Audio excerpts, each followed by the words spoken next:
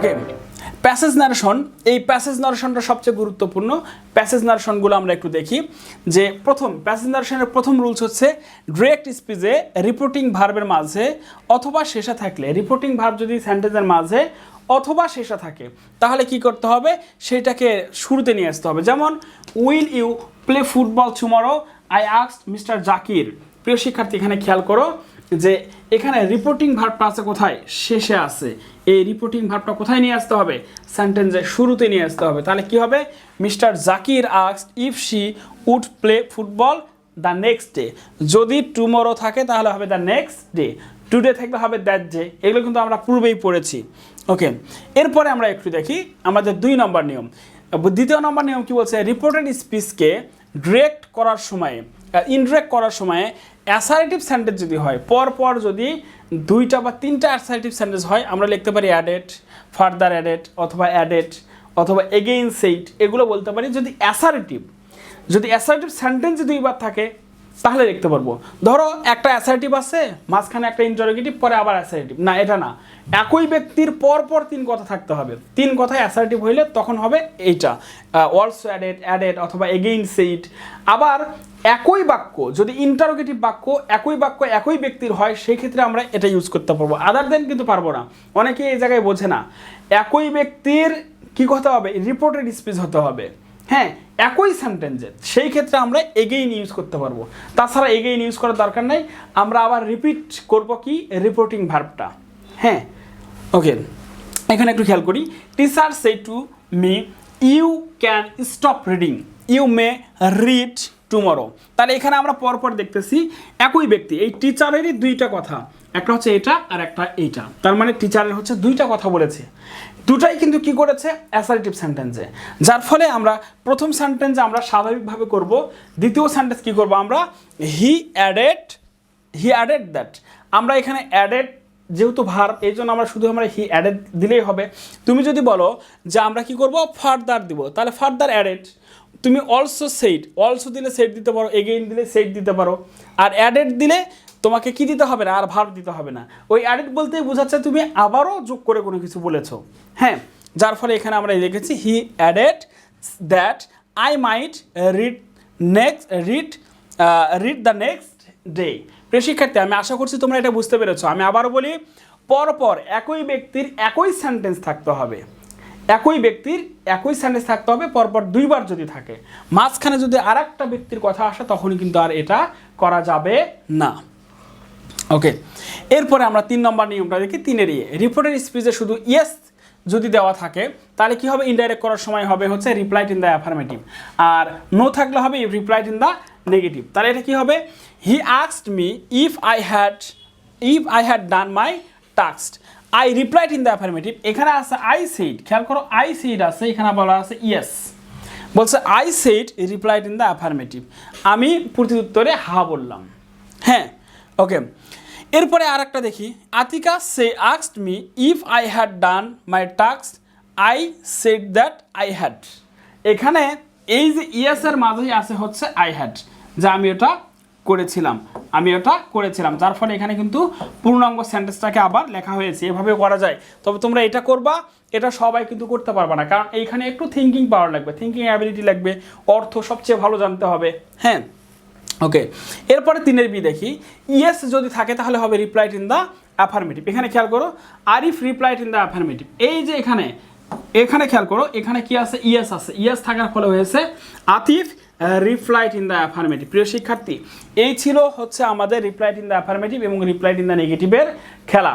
এখানে সাধারণত ইয়েস এবং নো থাকলে হবে, ইয়েস থাকলে হবে হচ্ছে replied in the affirmative, no থাকলে হবে রিপ্লাইড ইন দ্য নেগেটিভ।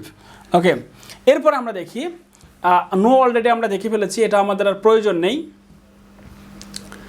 ওকে, এখন স্যার থাকলে কি হবে এটা আমরা খেয়াল করি। স্যার থাকলে হবে রেসপেক্টফুলি।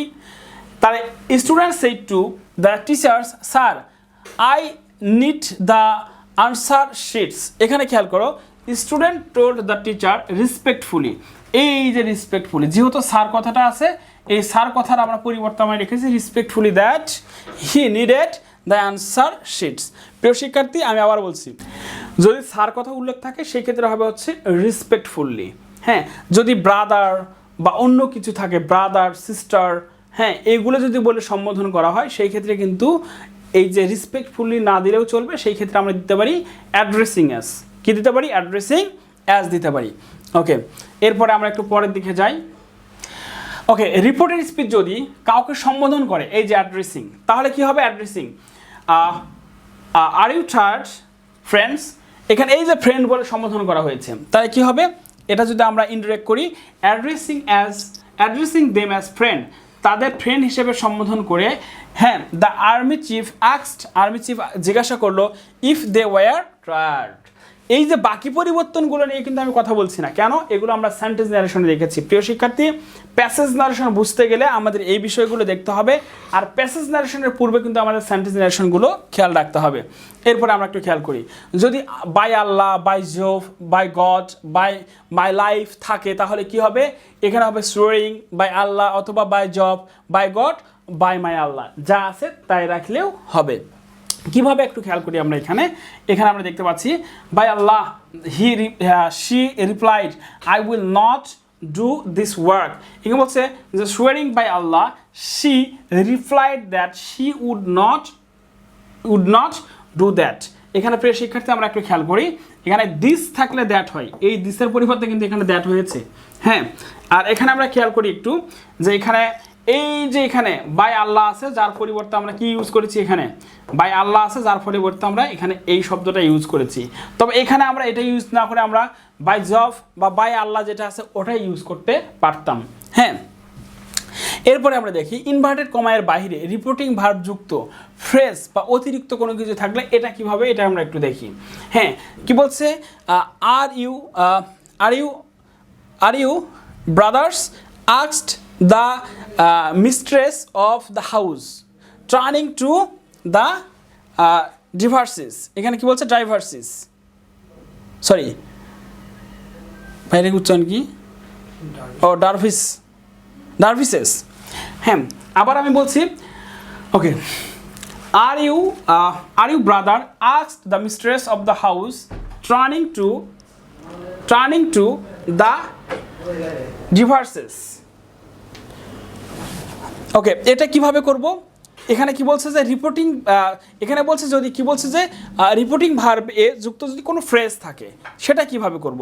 রিপোর্টিং ভার্বে এই যে টার্নিং, এখানে দেখো টার্নিং টু দ্য ডিভার্সেস, এইখানে কিন্তু কি আছে? এখানে আছে হচ্ছে একটা ফ্রেজ যুক্ত আছে। এটা আমরা কিভাবে করব? এটা কিভাবে করা যায়? যে টার্নিং টু ডিভার্সেস, যেটা ফ্রেজ থাকবে সেই ফ্রেজটা আমরা সেন্টেন্সের শুরুতে লিখে দিব, তাহলে এটা হয়ে যাবে। হ্যাঁ, এরপরে আমরা দেখি রিপোর্টেড স্পিচে অ্যাসার্টিভস হওয়া সত্ত্বেও তার শেষে প্রশ্নবোধক চিহ্ন থাকলে কিভাবে করতে হবে? বিং সারপ্রাইজড লিখতে হবে অ্যাসার্টিভ সেন্টেন্স থাকা সত্ত্বেও। এটা খুবই গুরুত্বপূর্ণ। এই সূক্ষ্ম বিষয়গুলোই কিন্তু শিক্ষার্থীরা পারে না, যার ফলেই তাদের সূক্ষ্ম ভুল হয়, সেটা আর বোঝে না, লিখে আসে, মার্ক পায় না। হ্যাঁ, এখানে কি বলছে? He said to her you have kept in mind how they সারভাইভড।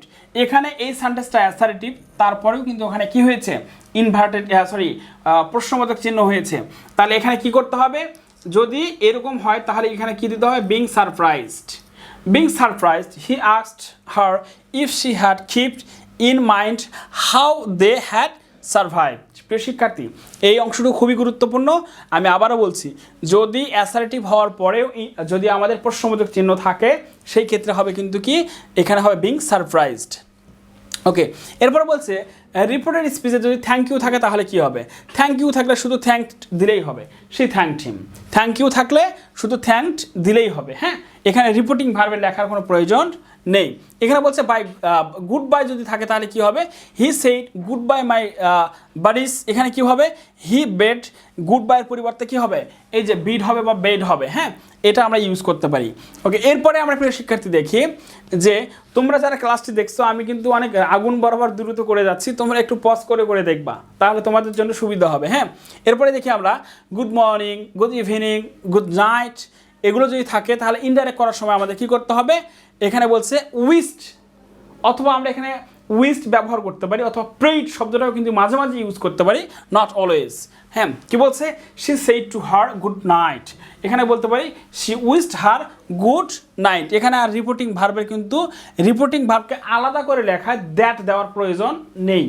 That দেওয়ার প্রয়োজন নেই কেন, এখানে তো ভাই সেন্টেন্স না, এটা কি সেন্টেন্স? এটা সেন্টেন্স না, তাহলে আলাদা করে কীভাবে আমরা দ্যাট দিব, প্রয়োজন নেই। ওকে, এরপরে দেখি অনেক সময় রিপোর্টেড স্পিচে পূর্ণাঙ্গ সেন্টেন্স না থেকে সেন্টেন্সের অংশ থাকে, সেই ক্ষেত্রে আমরা কি করব, বা ফ্রেজ থাকে। এখানে আমরা একটু খেয়াল করি, এখানে কি বলছে যে you have serve me a good meal, how much to pay you, I said to waiter 450 টাকা, anything is all right, anything is all right. প্রিয় শিক্ষার্থী, এইখানে আমাদের কি বলছে যে এইখানে এনিথিং ইজ অল রাইট, আর কিছু কিন্তু নাই। এখানে বলছে যদি সেন্টেন্সের আংশিক থাকে সেই ক্ষেত্রে কি হবে, আংশিক থাকলে আমাদের কিন্তু পুরোটাই লিখতে হবে। কি হয়েছে দেখো, যে আই টোল্ড দ্য ওয়েটার, আমি আবারও বলি, এখানে কিন্তু ইনভার্ট রিপোর্টিং ভার্ব, ওই যে I said to the waiter যেখানেই থাক সেটা সেন্টেন্সের শুরুতে নিয়ে আসতে হবে। আমরা 1 নম্বর রুলসে কিন্তু পড়েছি এটা। হ্যাঁ, বলছে যে I told the waiter that he had served me a good meal. I also asked him how much I should pay him. I further asked him. এইখানে আমরা একটু খেয়াল করি যে শেষের সেন্টেন্সটা যেটা আমরা দেখতে পাচ্ছি, এখানে কিন্তু রিপোর্টিং ভার্বটা নাই, এই জন্য রিপোর্টিং ভার্বটা আমাদের নিতে হবে। হ্যাঁ, I further asked him if 450 টাকা would do. He replied that, এখানে দেখো এই যে এখানে আর কিছু নাই, হি রিপ্লাইড দ্যাট এনিথিং ওয়াজ ওয়াল। যদি আমাদের অতিরিক্ত থাকে, অতিরিক্ত অংশ আছে যেটার কি একটা সেন্টেন্স আছে যেই সেন্টেন্সের আর কোনো অংশ নাই, হ্যাঁ, এটা বোঝা যাবে না এর হচ্ছে কি সাবজেক্ট কোনটা। ওকে, এরপর আমরা খেয়াল করি যদি সেন্টেন্সে যদি রিপোর্টার অর্থাৎ যে কথা বলছে সে উল্লেখ না থাকে, সেক্ষেত্রে কি হবে, you are playing tomorrow, yes I will play tomorrow afternoon. তাহলে এখানে দ্য স্পিকার, যেহেতু এখানে রিপোর্টিং ভার্ব উল্লেখ নাই, রিপোর্টিং ভার্ব উল্লেখ না থাকলে সেই ক্ষেত্রে আমরা দ্য স্পিকার নিতে পারি। আর যদি রিপোর্টিং ভার্ব অবজেক্ট না থাকে সেই ক্ষেত্রে আমরা নিতে পারি লিসেনার। হ্যাঁ, এটা এখানে বলছে। ওকে, প্রিয় শিক্ষার্থী, এইখানে একটা প্যাসেজ ন্যারেশন আছে, এই প্যাসেজ ন্যারেশনটা প্র্যাকটিসের মধ্য দিয়ে আমরা ন্যারেশনের প্র্যাকটিস আমরা শেষ করে ফেলবো। প্রিয় শিক্ষার্থী, এখানে আমরা দেখি